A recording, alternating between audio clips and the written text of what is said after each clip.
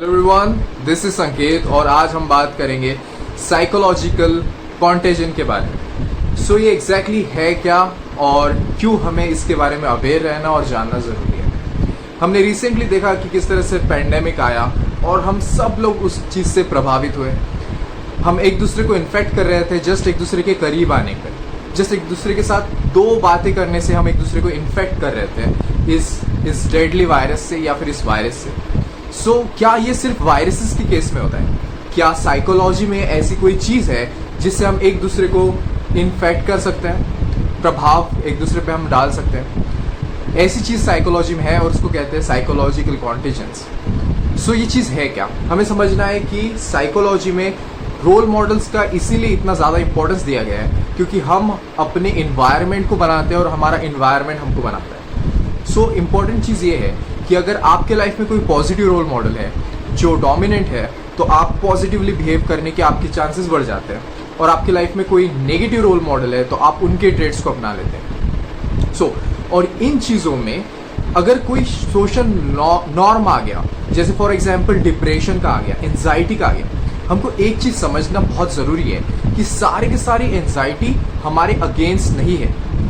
Anxiety का मतलब है डर, क्योंकि बहुत सारा डर हमें अननेसेसरी रिस्क लेने को बचाता है। अगर हमें डर का सेंसेशन नहीं होगा तो हम लोग कहीं से भी जंप कर लेंगे, किसी भी स्पीड में गाड़ी चला लेंगे, कोई भी ड्रिंक ले लेंगे, कुछ भी खा लेंगे या फिर किसी के भी साथ इन्वॉल्व हो जाएंगे। सो हमारा डर हमेशा गलत नहीं होता, ये हमें गलत डिसीजन लेने से बचाता है। सो अगर आप हर एक छोटी सी चीज़ को लेके अपने आप को लेबलिंग करना शुरू कर देंगे तो वो नेसेसरीली आपके लिए अच्छा नहीं है।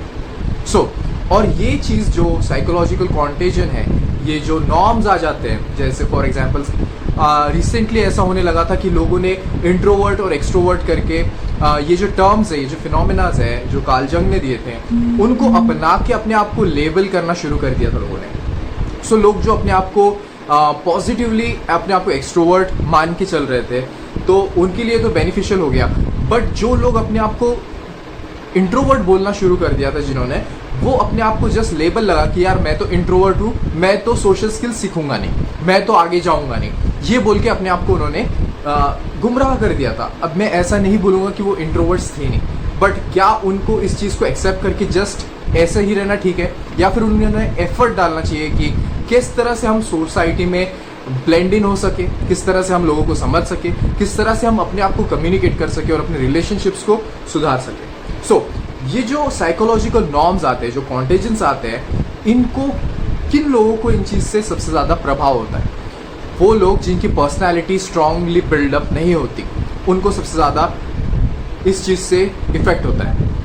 जैसे हमने देखा कि जैसे पैंडेमिक आया और लोग बोल रहे थे कि जिनका इम्यून सिस्टम स्ट्रांग है उनको ज़्यादा फर्क नहीं पड़ेगा। उसी तरह से जिन लोगों का सेल्फ आइडेंटिटी स्ट्रांग होता है उनको जो भी नॉर्म्स आते हैं उनसे वो ज़्यादा इफेक्ट नहीं होते। अभी हमको करना क्या है, लाइक हमारा प्लान ऑफ एक्शन क्या है? हमने प्रॉब्लम समझ लिया, तो अभी हमारा प्लान ऑफ एक्शन क्या है? पहली बात तो ऐसा कभी नहीं होगा, ये चीज़ समझना ज़रूरी है कि ऐसा कभी नहीं होगा कि आप पूरी तरह से जो इन्फ्लुएंस है नॉर्म्स का, या फिर जो भी कॉन्टेजेंस है, या फिर जो कोई भी लोग आपके सराउंडिंग में हैं, उनका आप अपने आप पे जो प्रभाव होता है वो हमेशा 100% लाइक उस चीज़ को अवॉइड नहीं कर सकते। वो आप अपने आप को पूरी तरह से इम्यून नहीं कर सकते, और हमेशा करना भी नहीं चाहिए क्योंकि आपके पास बहुत कुछ सीखने के लिए है उनसे। ये चीज़ समझना ज़रूरी है, बट आपको ये भी चीज़ समझना ज़रूरी है कि आप सारी चीज़ें उनसे लेना विदाउट फिल्टरिंग इट आउट। किस तरह से आप एक पॉजिटिव स्ट्रॉन्ग सेल्फ आइडेंटिटी बनाएं। मैं आपको बताता हूँ कि अगर अपने आप को आप एसोसिएट ही करना चाहते हैं, आइडेंटिफाई ही करना चाहते हैं, तो किन टर्म्स में आप अपने आप को आइडेंटिफाई कर सकते हैं? आप अपने आप को आइडेंटिफाई कर सकते हैं एज एन इंडिविजुअल, एक इंसान जो हमेशा ग्रो करता है, इवॉल्व करता है, नई नई चीज़ें सीखता है, अपने आप को बेहतर बनाता है, राइट? और आपको एक बेहतर का सही डेफिनेशन आपके ध्यान में होना चाहिए। बेहतर का मतलब है एक ऐसा इंसान जो खुद के लिए अच्छा है, जो खुद के इमोशनल नीड्स, फन के नीड्स, मीनिंग के नीड्स और ऐसे नीड्स, बायोलॉजिकल नीड्स, ये सब सेटिस्फाई कर सकता है। वो सोसाइटी में भी कंट्रीब्यूट करता है। इंसान को हम बोलेंगे कि वो इंसान एक हेल्दी इंसान है या फिर वो एक आइडियल इंसान है, और आप उस अभी इस वक्त आइडियल नहीं हो, बट आप ग्रो कर रहे हो टू बी आइडियल। सो अगर आप अपने आप को ग्राउंडेड करते हो इस आइडेंटिटी में, तो कोई भी नया नॉर्म आया जैसे इंट्रोवर्ट, एक्सट्रोवर्ट या फिर जो कुछ भी और लेबलिंग है, तो आप उसको रेडीमेडली नहीं अपनाएंगे। आई होप ये वीडियो आपको एक डायरेक्शन दे, एक understanding they. Until the next time, this is Sanket.